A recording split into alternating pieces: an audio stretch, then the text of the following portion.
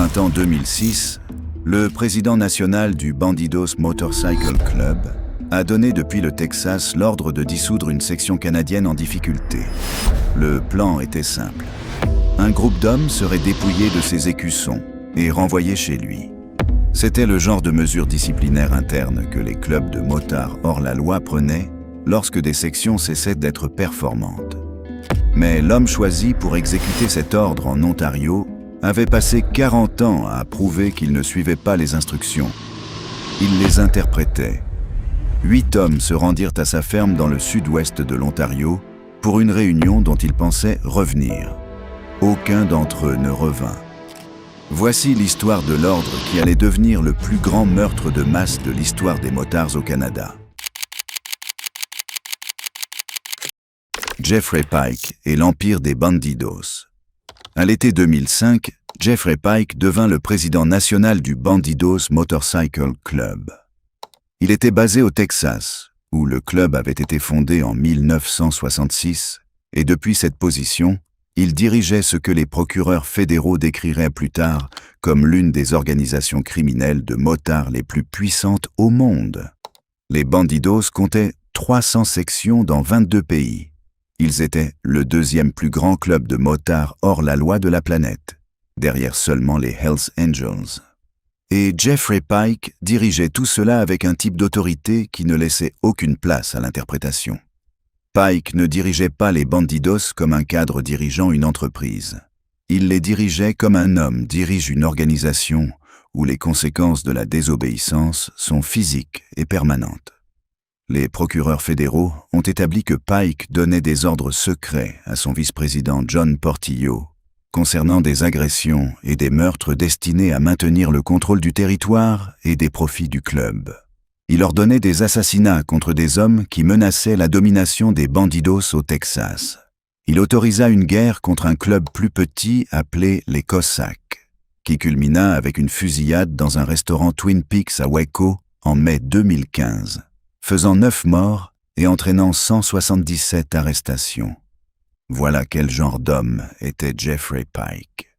Et au printemps 2006, il donna à sa section canadienne un ordre qui allait provoquer le plus grand meurtre de masse de l'histoire du monde des motards canadiens.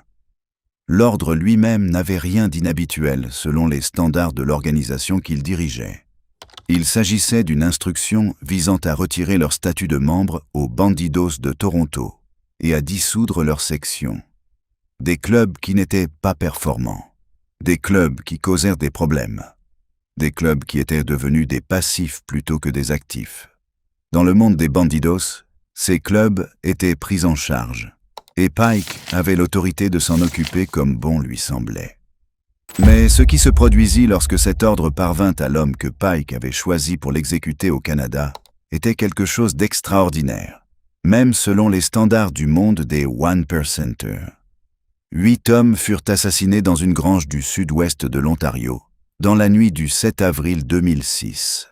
Leurs corps furent chargés dans des voitures et conduits avant l'aube jusqu'à un champ à l'extérieur d'un petit hameau appelé Shedden. Et l'homme qui exécuta l'ordre de Pike ne se contenta pas de leur retirer leurs écussons. Il décida que retirer les écussons ne suffisait pas. Cet homme était Wayne Kelestein. Et pour comprendre ce qu'il fit avec l'autorité que Pike lui avait accordée, il faut comprendre qui était Wayne Kelestein avant même que les Bandidos n'existent. À environ 7 minutes de Shedden, le long de la Talbot Line, se trouve la localité encore plus petite d'Iona Station. Une poignée de maisons, une entreprise, un feu de circulation, et à un demi-mile à l'ouest du Cowal McBride Cemetery, sur Aberdeen Line, se trouvait la ferme que Wayne Kelestein appelait chez lui depuis 30 ans. Depuis la route, la propriété s'annonçait clairement.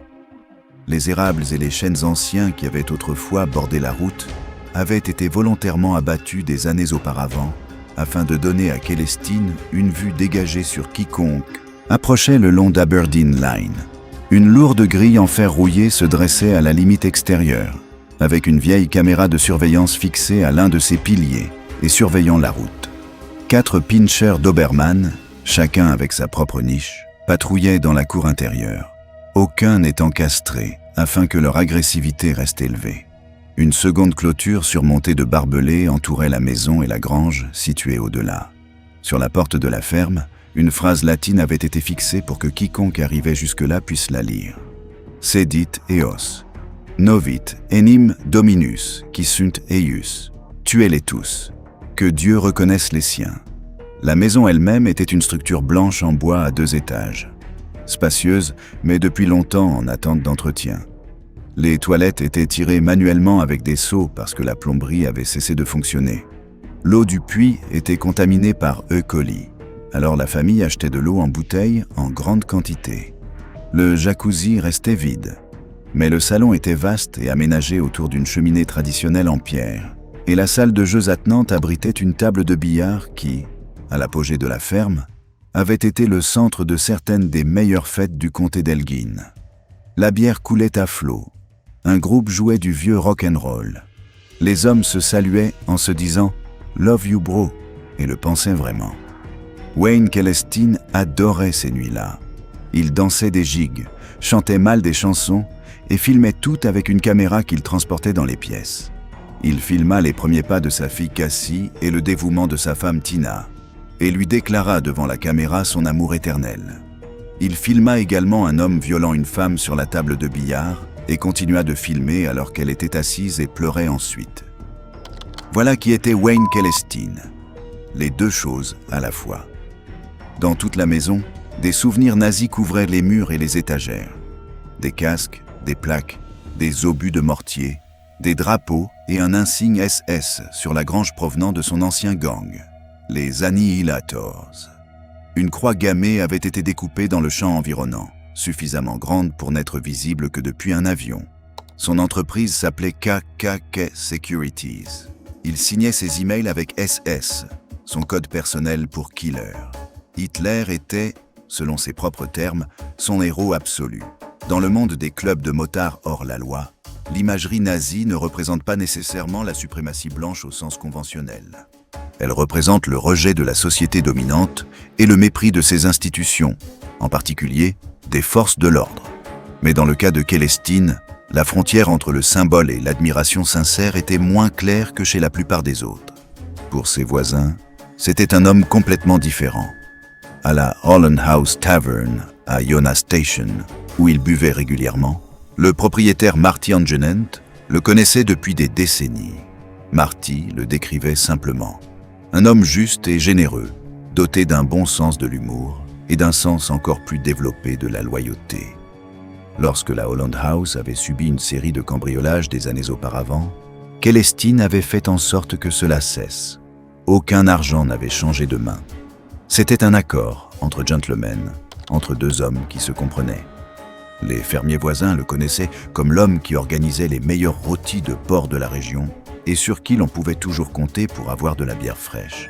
Il faisait toujours signe de la main, toujours souriait, jusqu'à ce que vous vous trouviez dans son champ sans y avoir été invité.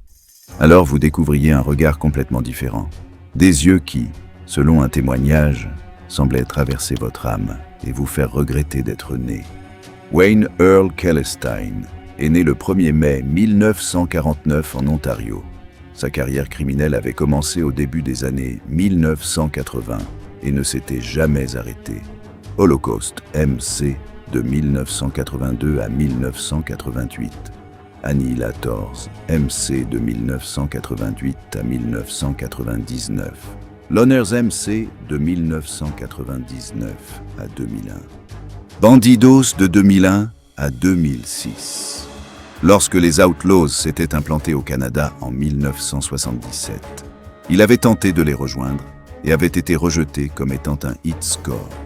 Un homme dont la visibilité criminelle était si constante que le simple fait d'être près de lui attirait l'attention de la police sur tous ceux qui se trouvaient dans les environs. Ce rejet ne changea pas son comportement. Il le réorienta simplement. En 1991, il fut accusé d'avoir tiré sur un autre motard et de l'avoir blessé. En 1999, lorsque les Hells Angels absorbaient environ 160 motards de l'Ontario lors d'un patchover massif, Celestine refusa. 2 associés des Hells Angels réagirent en tentant de lui tirer dessus depuis une voiture le 22 octobre 1999. Une perquisition de sa propriété le lendemain permit de découvrir 3 armes semi-automatiques, 3 fusils, un fusil de chasse de calibre 12 et des munitions. Il avait été interdit de posséder des armes à feu à 2 reprises dans sa vie. La cache d'armes sur Aberdeen Line existait malgré tout. Un corps avait été retrouvé près de sa propriété des années auparavant.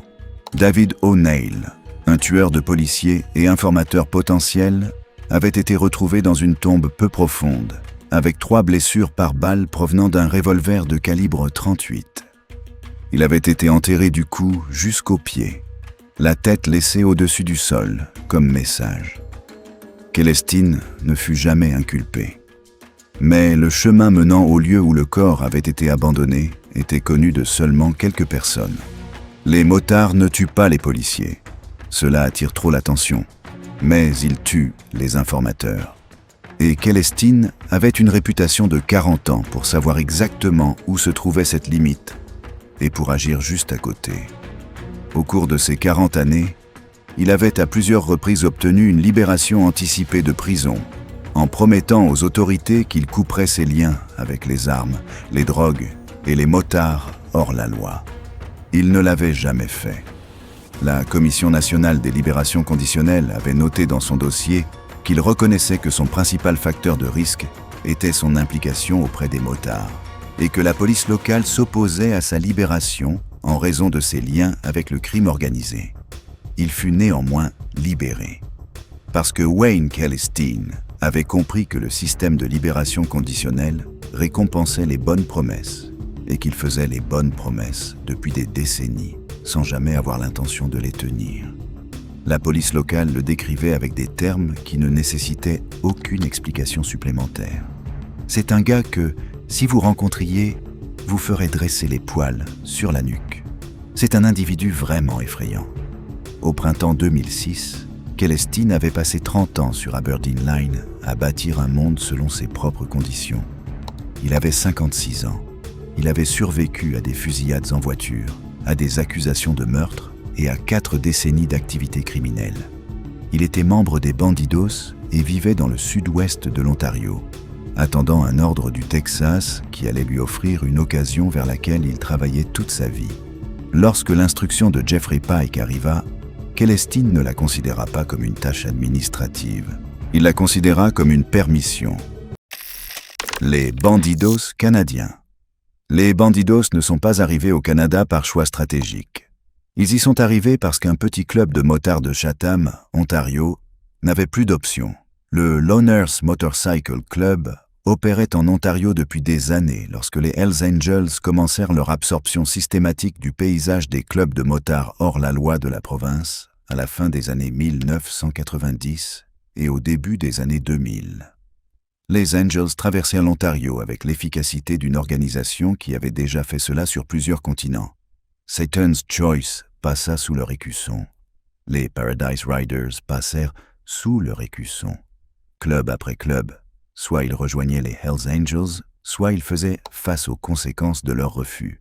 Les Loners de Chatham comprirent ce qui arrivait et comprirent que se dresser seul contre les Hells Angels n'était pas une stratégie viable. Leur solution fut de trouver une organisation plus grande avec laquelle s'aligner. Le 22 mai 2001, la section de Chatham des Loners passa sous l'écusson des Bandidos en tant que membre probatoire, devenant membres à part entière le 1er décembre 2001. Ils faisaient désormais partie de la 2e+, grande organisation de motards hors la loi au monde, avec des sections à travers les États-Unis, le Canada, l'Europe et l'Australie. Sur le papier, c'était une amélioration considérable en matière de protection et de statut.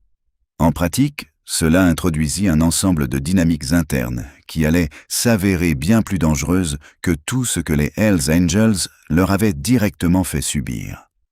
Les Bandidos canadiens furent presque immédiatement divisés entre 2 factions. Le groupe basé à Toronto, connu officieusement sous le nom de No Surrender Crew, et la section de Winnipeg qui s'était constituée séparément et fonctionnaient sous une direction différente, avec des loyautés différentes et des idées différentes sur la manière dont l'opération canadienne devait être dirigée. Les tensions entre ces deux groupes n'étaient pas de simples désaccords organisationnels. Elles étaient personnelles. Elles concernaient l'argent, les routes du trafic de drogue et les querelles de statut qui, dans le monde des One Percenters, n'ont qu'un seul langage pour être résolus. Pendant ce temps, les Hells Angels n'avaient pas cessé d'exercer leur pression simplement parce que les anciens Loners avaient trouvé une nouvelle affiliation. Ils s'enfonçaient davantage en Ontario, encerclant les bandidos et éliminant leurs membres un par un. Tentatives d'assassinat, fusillades depuis des voitures, offres de protection aux hommes prêts à changer de camp. Les Angels comprenaient qu'une organisation divisée en interne et soumise simultanément à une pression extérieure était une organisation qui pouvait être démantelée. En 2006, les Bandidos canadiens étaient passés d'un club ayant une véritable présence dans toute la province à environ une douzaine de membres en Ontario. Certains avaient la quarantaine et vivaient encore chez leurs parents. Beaucoup avaient auparavant été rejetés par les Hells Angels et avaient rejoint les Bandidos en partie par défaut. La moitié d'entre eux ne possédaient même pas de moto. Ce n'étaient pas des hommes puissants. C'étaient des hommes qui avaient voulu faire partie de quelque chose et qui avaient trouvé la seule organisation encore disposée à les accepter. Mais ils portaient l'écusson, et l'écusson signifiait qu'ils étaient soumis à l'autorité de la Direction nationale des Bandidos au Texas. Et au printemps 2006, cette autorité allait être exercée d'une manière qu'aucun d'entre eux n'aurait pu prévoir lorsqu'ils avaient enfilé leur couleur pour la première fois. Le déclencheur immédiat fut le meurtre d'un trafiquant de drogue nommé Sean Douce en décembre 2005. Douce avait été impliqué dans les opérations de drogue des Bandidos et aurait franchi une ligne avec la faction de Winnipeg, déclenchant une chaîne d'événements que l'organisation ne pouvait pas contenir par les voies normales. La section de Winnipeg rejeta la responsabilité des conséquences sur les membres du groupe de Toronto. Le groupe de Toronto contesta cette version. Le conflit s'intensifia au cours des premiers mois de 2006 jusqu'à parvenir sur le bureau de Jeffrey Pike au Texas. La réponse de Pike fut un ordre. Retirer leur statut de membre aux Bandidos de Toronto, dissoudre la section, repartir de zéro avec une nouvelle organisation canadienne construite autour de la faction de Winnipeg, qu'il considérait comme plus fiable et davantage conforme à la manière dont les Bandidos étaient censés fonctionner. C'était une solution organisationnelle propre à un problème interne désordonné. Mais l'ordre devait être exécuté par quelqu'un sur le terrain en Ontario. Et l'homme que Pike choisit pour l'exécuter fut Wayne Kelestein. Ce que Pike ordonna et ce que Kelestein décida de faire de cet ordre étaient deux choses différentes. Et la distance entre ces deux décisions est l'endroit où 8 hommes perdirent la vie. La route vers le 7 avril, le plan tel que Pike l'avait formulé depuis le Texas était simple. Réunir les Bandidos de Toronto, leur retirer leurs écussons, dissoudre la section, les renvoyer chez eux sans leur couleur et sans leur statut au sein de l'organisation.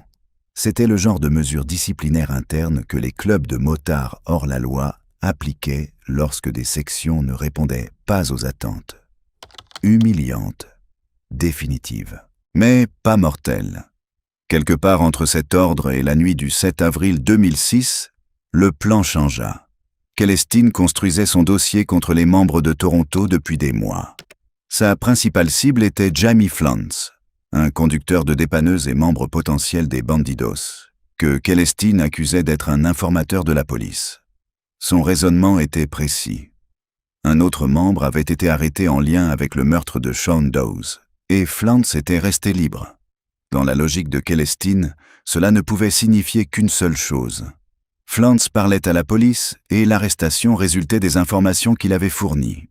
C'était le genre de raisonnement qui, dans le monde des One Percenters, ne nécessitait aucune preuve au-delà du soupçon lui-même. L'accusation suffisait à la rendre réelle. Le procureur principal Kevin Gowday décrirait plus tard la réunion organisée par Kelestein comme une ruse délibérée, pas une véritable tentative de résoudre le conflit entre les factions de Toronto et de Winnipeg, pas une simple exécution de l'ordre de Pike visant à retirer les écussons. Un piège. Dans les jours précédant le 7 avril, Celestine contacta les membres de Toronto en présentant le rassemblement comme une réunion obligatoire au Clubhouse pour examiner les accusations portées contre Flans et discuter de l'avenir de la section canadienne. Une réunion de réconciliation, une occasion pour les deux camps de mettre les choses au clair. Il leur dit qu'il était important que tout le monde soit présent. En même temps, il contactait les membres de Winnipeg avec un message différent. Préparez-vous au pire. Dans la soirée du 6 avril et jusque dans la journée du 7 avril 2006, les Bandidos de Toronto prirent la route vers le sud-ouest de l'Ontario. Jamie Flans conduisit Paul Sinopoli à la réunion. En raison de l'enquête sur le meurtre de Douce, une équipe de surveillance de la York Regional Police suivait Flans et suivit sa voiture depuis Keswick sur la Highway 401 jusqu'à Yonah Station. La police n'avait aucune idée de ce qui les attendait au bout de cette route. Pas plus que les 8 hommes à l'intérieur de ces véhicules. Michael Sandam arriva à la ferme avant les membres de Toronto. Sandam était le chef de la faction des Bandidos de Winnipeg et un ancien policier qui avait été suspendu du corps de police d'East St. Paul en 2002 après que la GRC eut fourni des photographies de lui, assistant à une activité des Bandidos alors qu'il était officiellement en congé. Il avait ensuite démissionné de la police et s'était entièrement consacré aux Bandidos. Il arriva sur Aberdeen Line cette nuit-là, vêtu d'un gilet pare-balles et portant un fusil. Il se positionna dans le grenier de la grange avant l'arrivée des membres de Toronto. Les 8 hommes qui se rendirent à la ferme de Wayne Celestine dans la nuit du 7 avril 2006 pensaient assister à une réunion. Ils pensaient que le rassemblement concernait l'avenir de leur section et les accusations visant Jamie Flans. Ils pensaient que, quoi qu'il arrive cette nuit-là, ils reprendraient ensuite la route pour rentrer chez eux. Aucune de ces choses n'était vraie, et l'homme qui les avait invités le savait depuis le moment où il leur avait envoyé les messages, leur demandant de venir. Les 8 hommes. Avant que la nuit du 7 avril 2006 ne devienne le pire meurtre de masse de l'histoire des motards au Canada, il s'agissait d'abord du rassemblement de 8 hommes qui s'étaient rendus dans une ferme du sud-ouest de l'Ontario parce qu'une personne en qui ils avaient confiance leur avait demandé de venir. Comprendre qui étaient ces 8 hommes est important, car l'histoire de ce qui leur est arrivé n'est pas celle de puissants criminels rencontrant une fin violente dans un monde qu'ils avaient eux-mêmes bâti sur la violence. C'est l'histoire d'hommes au bas de cette hiérarchie convoqués à leur mort par l'organisation à laquelle ils s'étaient consacrés. John Musseder avait 48 ans et était considéré comme le président des Bandidos au Canada. Il était connu sous le nom de Boxer. Frank Salerno avait 43 ans et était le président de la section de Toronto. Tout le monde l'appelait Bam Bam. Luis Raposo, connu sous le nom de Chopper, avait 41 ans. George Kriarakis, connu sous le nom de Crash, avait 28 ans. George Jessom avait 52 ans. Paul Sinopoli avait 30 ans. Jamie Flans avait 37 ans, conducteur de dépanneuse et membre potentiel plutôt que membre ayant reçu son écusson complet. Michael Trotta avait 31 ans, membre associé qui n'avait pas encore obtenu son statut complet au sein de l'organisation. 6 des 8 étaient des membres de l'Ontario portant l'écusson complet. Flans et Trotta n'avaient pas encore atteint ce niveau. Les 8 venaient de la Greater Toronto Area. Un témoin vedette présent cette nuit-là les décrirait plus tard d'une manière qui dissipait toute mythologie que l'écusson aurait pu suggérer. Ils étaient tout en bas de l'échelle des gangs de motards, déclara-t-il. Certains avaient la quarantaine mais vivaient encore chez leurs parents. Ils ne gagnaient pas d'argent. Beaucoup avaient été rejetés par les Hells Angels. La moitié d'entre eux ne possédaient même pas de moto. Ce détail est important. Les hommes qui se rendirent sur Aberdeen Line cette nuit-là n'étaient pas les puissantes figures que le mot bandidos pourrait évoquer. C'étaient des hommes qui avaient voulu appartenir à quelque chose et qui avaient trouvé dans cette organisation la seule forme d'appartenance qui leur était accessible. Ils portaient l'écusson parce que l'écusson leur donnait une identité que rien d'autre dans leur vie ne leur avait offerte. Et ils se rendirent à cette ferme parce que l'organisation qui leur avait donné cette identité leur avait dit de venir et qu'ils n'avaient aucune raison de croire qu'elle les détruirait pour l'avoir fait. Jamie Flants avait été accusé par Celestine d'être un informateur de la police. L'accusation était le prétexte à tout le rassemblement. Mais Flants était un conducteur de dépanneuse de Keswick, dont le plus grand crime aux yeux de Celestine était d'être resté libre après l'arrestation d'un autre membre. Il conduisit Paul Sinopoli à la réunion cette nuit-là. Sinopoli avait 30 ans. Il n'avait été accusé de rien. Il était venu parce que les membres étaient censés venir lorsque le clubhouse les convoquait. Après la découverte des corps et lorsque les familles vinrent dans le champ à l'extérieur de Shedden pour y déposer leurs hommages. Les objets qu'elles laissèrent derrière elles en disaient long sur ce que ces hommes étaient réellement. Une croix blanche entourée d'une petite clôture, un épicé à bleu, des chrysanthèmes oranges et un maillot des Toronto Maple Leafs portant le numéro 93. Doug Killer Gilmour avait été le héros de quelqu'un. La nuit du 7 avril, les membres de Toronto arrivèrent à la ferme d'Aberdeen Line au cours de la soirée et jusque dans les premières heures du 8 avril. Ils franchirent la grille en fer rouillé, passèrent devant la caméra de surveillance et les Doberman, puis entrèrent dans la grange où Wayne Celestine les attendait. La réunion à laquelle ils pensaient avoir été convoqués était déjà devenue quelque chose de totalement différent. Michael Sandam se trouvait dans le grenier au-dessus d'eux, vêtu d'un gilet pare-balles et tenant un fusil, avant même que le premier homme ne franchisse la porte. 2 autres hommes se tenaient à l'extérieur de la grange dans l'obscurité, chacun armé d'un fusil de chasse. Les bandidos de Toronto avaient roulé depuis la ville jusqu'au sud-ouest de l'Ontario pour une réunion au clubhouse et étaient tombés dans une embuscade préparée plusieurs heures à l'avance. Luis Raposo fut le premier à mourir. Il fut abattu et tué par Sandam presque immédiatement après être entré dans la grange. Celestine tira sa propre arme en l'air et cria aux hommes restants de se mettre au sol. « Personne ne bouge, leur dit-il. Je suis ici pour vous retirer vos écussons. » Les hommes encore en vie firent ce qu'on leur disait. Ils se couchèrent au sol. Ils croyaient que ce que Celestine avait dit correspondait à ce qui était réellement en train de se passer, que c'était une fin violente et humiliante à leur appartenance au club, mais qu'ils survivraient. Ils furent retenus dans la grange pendant plusieurs heures. Ce qui s'est passé durant ces heures fut décrit dans des détails dévastateurs par le témoin vedette qui se tenait à l'extérieur avec un fusil de chasse et surveillait le périmètre. Les meurtres ne furent pas rapides. Ils ne furent pas le résultat d'un seul moment de violence ayant dégénéré au-delà de ce que quiconque avait prévu.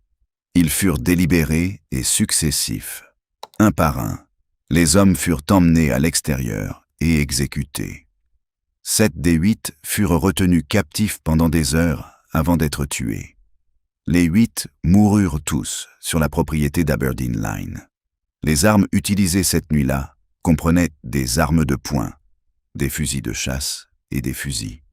La succession des meurtres, les déplacements des hommes impliqués et les paroles prononcées à l'intérieur de cette grange furent plus tard décrits devant un jury au cours de 6 mois de témoignages par plus de 70 témoins.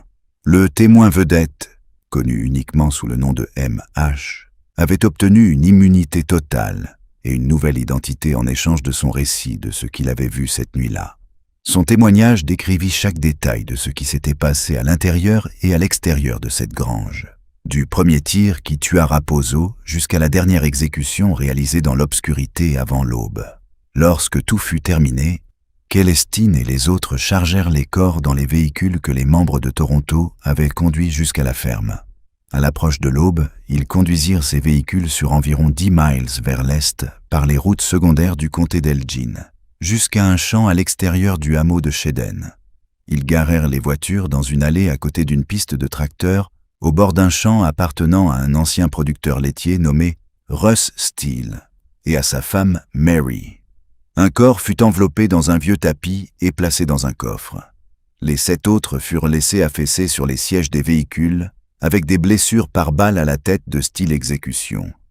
Les meurtriers repartirent dans l'obscurité précédant l'aube, laissant 8 hommes dans 4 voitures au bord d'un champ que Russ et Mary Steele pouvaient voir depuis la fenêtre de leur cuisine.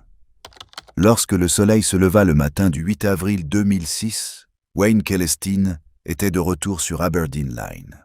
La ferme était calme. Les Doberman étaient dans leur niche. La caméra de surveillance observait la route vide. Et à 10 miles de là, dans un champ à l'extérieur de Shedden, 8 hommes qui avaient dû quitter Toronto la veille au soir pour une réunion au Clubhouse attendèrent d'être retrouvés. La découverte Russ et Mary Steele avaient terminé leur céréales du petit déjeuner et remplissaient leur café dans la cuisine de leur ferme sur Stafford Line lorsque le téléphone sonna juste après 8 heures du matin. C'était leur voisin Charlie McMullen. « Forbes me dit qu'il y a un sacré désordre près de votre champ, dit-il. Un tas de voitures là-bas.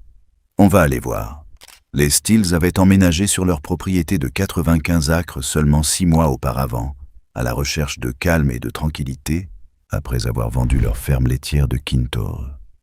Ils y avaient élevé des Holstein rouges et blancs réputés, dont une championne All-American, à 5 reprises nommée Stelbro Renita Range. La nouvelle propriété était exactement ce qu'ils avaient voulu. Une allée circulaire en gravier, un étang avec des bouleaux et un pont arqué, une clôture de 8 pieds pour les cerfs et les bisons tout autour du périmètre, une ferme de gentleman dans une partie de l'Ontario où les sons étaient atténués et où le rythme de la vie correspondait au paysage. Alors que Russ et Mary se rendaient au champ, ils envisageaient 2 possibilités.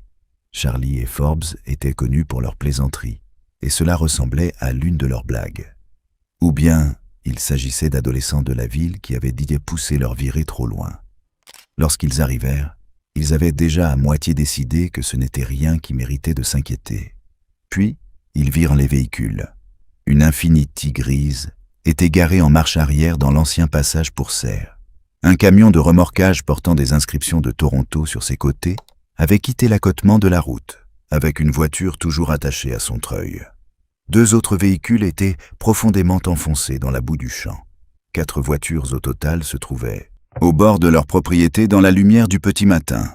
Forbes leur dit qu'en passant plus tôt, il avait vu 2 hommes courir vers le sud à travers le champ en direction de la lisière des arbres. « Bonne chance à ces gars pour retourner à Toronto en prenant cette direction, » dit-il. Mary remarqua que l'un des coffres était légèrement entrouvert. Elle dit à Russ de ne toucher à rien. Ils appelèrent le 911, puis retournèrent à la route et attendirent. Russ marcha le long des véhicules en lisant à voix haute les numéros de plaques d'immatriculation, tandis que Mary les notait sur un bloc-notes sorti de la boîte à gants. Ils avaient de vue suffisamment de télévision pour savoir à quoi ressemblait une scène de crime. Ils ne savaient pas encore qu'ils se tenaient en plein milieu de l'une d'elles. L'agent de l'OPP Carl Johnston fut dépêché à 8h22 et arriva dans les 10 minutes. Il regarda à travers une fenêtre entr'ouverte et vit un homme avec des blessures au visage. Il demanda immédiatement des renforts et les services médicaux d'urgence. Lorsque son collègue, l'agent Jeff Chandelier, arriva, les 2 hommes se déplaçaient prudemment autour des véhicules afin de préserver les éventuels éléments de preuve que le champ boueux avait laissés intacts. Un policier ouvrit le coffre légèrement entrouvert et cria à l'autre « Un corps !» Il se dirigea vers l'Infiniti grise et regarda à travers la fenêtre. Un corps. Le préposé à l'ambulance Lee Historique confirma que la rigidité cadavérique s'était installée. Ils avaient affaire à plusieurs décès et ces décès n'étaient pas récents. L'hypothèse initiale était qu'il y avait quelques corps. La réalité était qu'il y en avait 8. L'un avait été enveloppé dans un vieux tapis et placé dans un coffre avec de multiples blessures par balle. Les 7 autres étaient affaissés sur leur siège avec des blessures par balle à la tête de style exécution. Les 8 venaient de la Greater Toronto Area. Les 8 s'étaient rendus dans le sud-ouest de l'Ontario, la veille au soir, pour une réunion dont ils pensaient revenir. Mary appela l'une de ses filles avant de se rendre au détachement de police pour faire sa déposition et lui laissa un message vocal. « Nous avons trouvé des corps sur la propriété, mais nous allons bien. » En tant qu'ancienne productrice laitière, elle avait l'habitude d'être factuelle. En début d'après-midi, plus de 150 policiers avaient établi un poste de commandement central au bout de l'allée des Steels. Des hélicoptères survolaient la zone. Les 4 véhicules contenant encore les corps furent retirés du champ sous escorte et transportés d'abord à London, puis au quartier général de l'OPP à Orillia. Les Steele rentrèrent chez eux et découvrirent 56 messages vocaux qui les attendaient. La plupart provenaient de médias aussi éloignés que London en Angleterre. Dans les rayons du Palmer's Supermarket, à moins d'1 mile de l'endroit où les corps avaient été retrouvés, les voisins tentaient de comprendre ce qui s'était passé dans leur champ pendant la nuit. Forbes demanda à Charlie ce qu'étaient les bandidos. Il n'en avait jamais entendu parler. Charlie non plus. Dans l'après-midi, la section des commentaires de la CBC se remplissait de réponses de personnes de tout le pays qui, elles, en avaient entendu parler. 8 bandidos morts, écrivit un commentateur, commentaire approuvé par plus d'une centaine de lecteurs. Quel est le problème? Russ et Mary étaient assis chez eux, secouant la tête. Ils ne jugeaient pas. Ils se sentaient simplement mal pour toutes ces familles. Et ils étaient soulagés que leur vieux chien Winston n'ait rien entendu cette nuit-là. Louis de Winston déclinait depuis des mois. S'il avait entendu quelque chose, Mary serait sortie avec une lampe de poche pour enquêter. Et alors, qui sait ce qui aurait pu se passer sur Stafford Line cette nuit-là? L'enquête et le procès. L'enquête avança plus rapidement que Celestine ne l'avait anticipé. Quelques heures après la découverte à la ferme des Steele, des agents de l'OPP avaient mis en place une surveillance sur la propriété d'Aberdeen Line. Dès dimanche soir, Celestine était en détention. Brett Gardiner, un homme de 24 ans originaire de Calgary, et Frank Mather, un homme de 40 ans sans domicile fixe, furent arrêtés avec lui.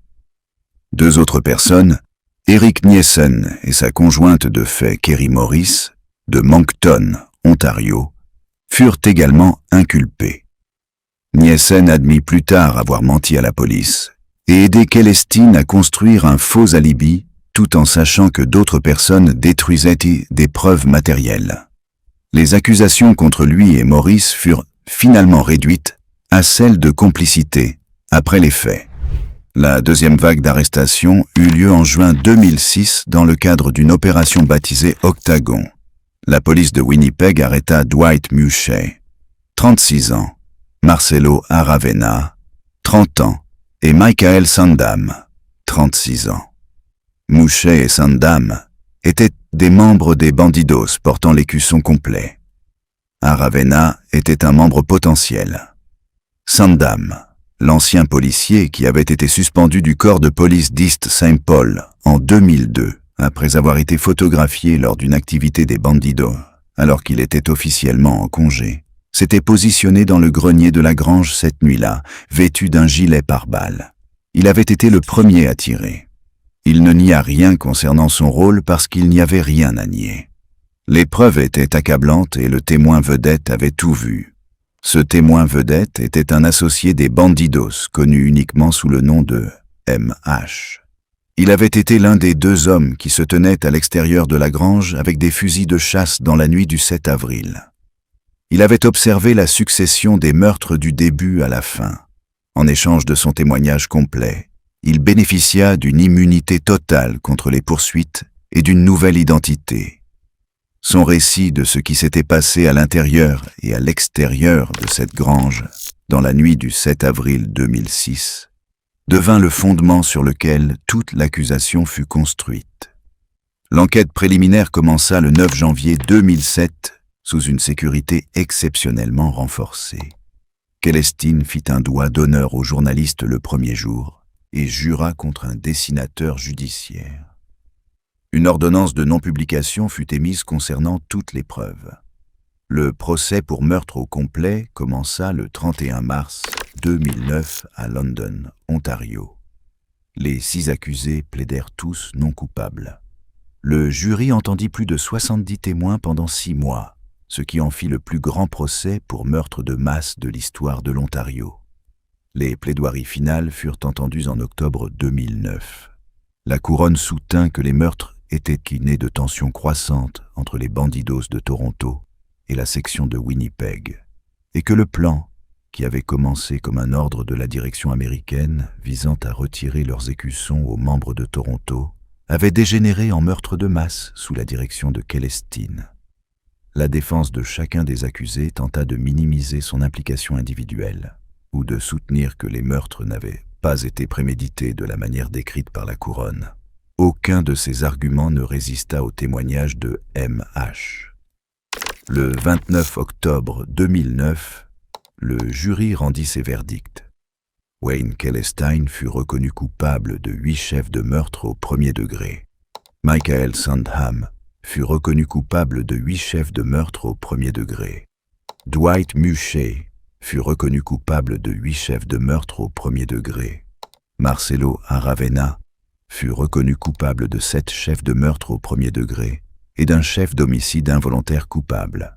Frank Mather fut reconnu coupable de 7 chefs de meurtre au premier degré et d'un chef d'homicide involontaire coupable. Brett Gardiner fut reconnu coupable de 6 chefs de meurtre au premier degré et de 2 chefs d'homicide involontaire coupables. Une condamnation pour meurtre au premier degré au Canada entraîne automatiquement une peine d'emprisonnement à perpétuité, sans possibilité de libération conditionnelle pendant 25 ans. Le juge Thomas Heaney décrivit ce qui s'était passé sur Aberdeen Line comme des actes de violence horribles, résultant d'une lutte de pouvoir calculée qui avait été ordonnée par la direction des Bandidos au Texas et exécutée par les hommes dans cette grange avec une brutalité à laquelle le tribunal avait rarement été confronté. Wayne Celestine reçut 8 peines de prison à perpétuité. Il ne serait pas admissible à une libération conditionnelle avant d'être dans ses 80 ans. L'homme qui avait passé 40 ans sur Aberdeen Line à bâtir un monde selon ses propres conditions avait finalement construit quelque chose que la justice ne pouvait pas ignorer. « Kill them all, let God sort them out » avait été la devise inscrite sur sa porte aussi longtemps que quiconque pouvait s'en souvenir. À la fin, le tri avait été fait par un jury à London, Ontario, et le résultat avait été le même pour chaque homme qui s'était tenu dans cette grange dans la nuit du 7 avril 2006. Le jugement de Pike, alors que Wayne Celestine était conduit hors d'une salle d'audience de London, Ontario, en octobre 2009, avec 8 peines de prison à perpétuité. L'homme dont l'ordre avait déclenché la nuit du 7 avril était toujours libre. Jeffrey Pike était le président national des Bandidos depuis la mi-2005. Il avait donné l'instruction de retirer leur statut de membre à la section de Toronto.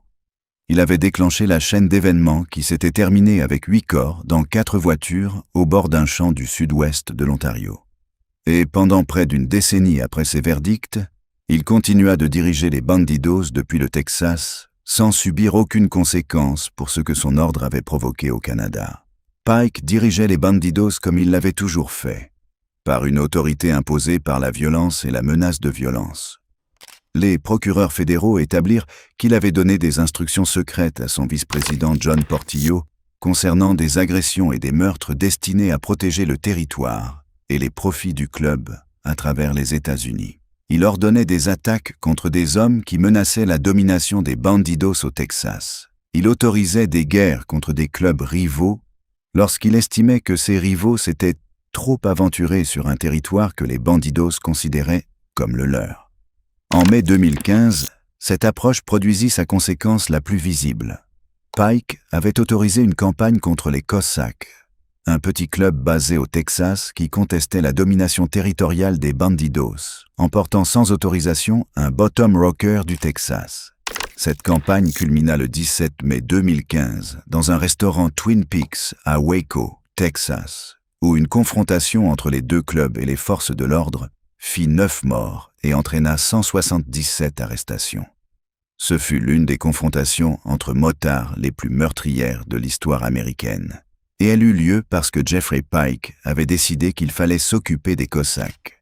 6 mois après Waco, en janvier 2016, des agents fédéraux arrêtèrent Jeffrey Pike. Il avait 63 ans. Les accusations portaient sur le racket et le trafic de drogue. Les procureurs le décrivirent comme un tueur impitoyable qui avait utilisé sa position de président national pour ordonner des actes de violence dans plusieurs États pendant plusieurs années. Le procès qui suivit produisit le résultat qu'exigeaient les preuves. Un juge fédéral condamna Jeffrey Pike à la prison à perpétuité plus 10 ans. Son vice-président John Portillo reçut 2 peines de prison à perpétuité consécutives plus 20 ans. L'homme qui avait donné l'ordre que Wayne Kelestein avait transformé en plus grand meurtre de masse de l'histoire des motards canadiens était resté libre pendant près d'une décennie après la mort de 8 hommes dans une grange du sud-ouest de l'Ontario. Mais l'organisation autour de laquelle il avait construit son autorité avait produit suffisamment de preuves de suffisamment de crimes sur suffisamment d'années pour que la justice finisse par monter un dossier dont même le code du silence des bandidos ne pouvait pas le protéger. Pike avait donné son ordre en 2006 en pensant que ce qui se passerait au Canada serait géré et contenu au sein de l'organisation. 8 hommes perdraient leurs écussons. Un problème serait réglé. La section canadienne serait restructurée sous une direction plus fiable. C'était une transaction, pas un massacre. Mais il avait envoyé cet ordre à Wayne Kelestein. Et Wayne Kelestein avait ses propres idées sur la signification de cet ordre et sur ce qu'il l'autorisait à faire. Les 8 hommes qui se rendirent de Toronto à une ferme du comté d'Elgin dans la nuit du 7 avril 2006 n'avaient aucun moyen de savoir que l'organisation à laquelle ils s'étaient consacrés avait déjà décidé de leur sort. Ils étaient venus parce qu'on leur avait dit de venir. Ils faisaient confiance au club qui leur avait donné leur identité, leur statut et leur sentiment d'appartenance dans un monde qui ne leur avait pas offert grand-chose d'autre. Cette confiance fut la dernière chose qu'ils accordèrent avant que Wayne Kelestein, Michael Sundam et les hommes de cette grange ne leur retirent tout le reste. Jeffrey Pike purge une peine de prison à perpétuité, plus 10 ans dans un pénitencier fédéral aux États-Unis. Wayne Kelestein purge 8 peines de prison à perpétuité, concurrentes dans un pénitencier canadien, sans possibilité de libération conditionnelle pendant 25 ans. Les 8 hommes qu'ils ont placés dans ces voitures sont toujours dans le champ, à l'extérieur de Sheden. Comme les morts restent dans les lieux où ils sont morts. Pas physiquement, mais de manière permanente. Wayne Kelestein exécuta un ordre qui produisit 8 corps dans un champ à l'extérieur de Sheden. Jeffrey Pike donna cet ordre depuis le Texas et resta libre pendant une décennie, avant qu'un tribunal fédéral ne le rattrape en 2016. Les 2 hommes avaient construit leur vie autour du code des one-percenters, et tous 2 finirent exactement là où finissent les hommes qui vivent selon ce code. Cliquez sur la vidéo suivante pour découvrir ce que ce code exige réellement.